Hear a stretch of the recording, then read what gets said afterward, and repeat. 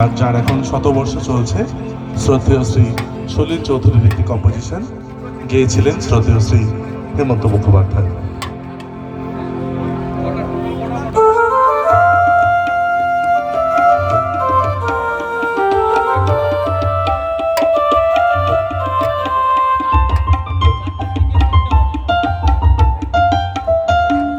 ধিতাং ধিতাং বলে কে মাদলে কান তোলে, তার আনন্দ উচ্ছলে আকাশ ভরে জোছনায়। ধিতাং ধিতাং বলে কে মাদলে কান তোলে, তার আনন্দ উচ্ছলে আকাশ ভরে জোছনায়।